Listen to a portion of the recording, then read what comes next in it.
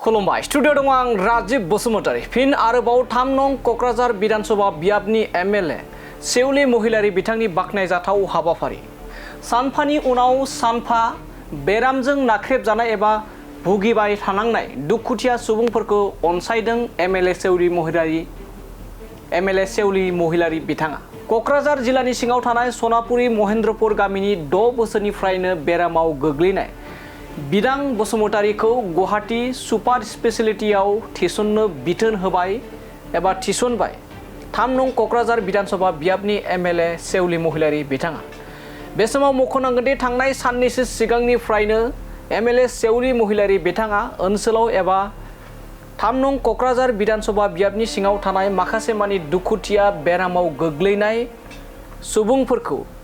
नायगिरै देहा फाहामथाय होनायनि थांखि लादों आरो गुवाहाटीनि गुबुन गुबुन देहा फाहामसालिफोराव देहा फाहामथायनि थाखाय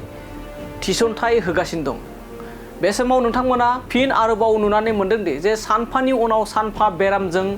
नाख्रेबजानाय भुगिनांनानै थानांनाय दुखुथिया सुबुंफोरखौ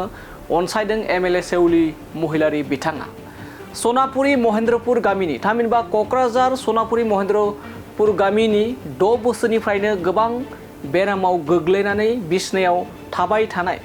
बिदां बसुमतारी एबा 19 बोसोर बैसोनि बिदां बसुमतारीखौ फिन आरोबाव एमएलए सेउलि महिलारि बिथांनि बिथोन बायदियै मैया गुवाहाटीनि सुपार स्पेशलिटी देहा फाहामसालियाव थिसनबाय आरो बे समाव बिदां बसुमतारीखौ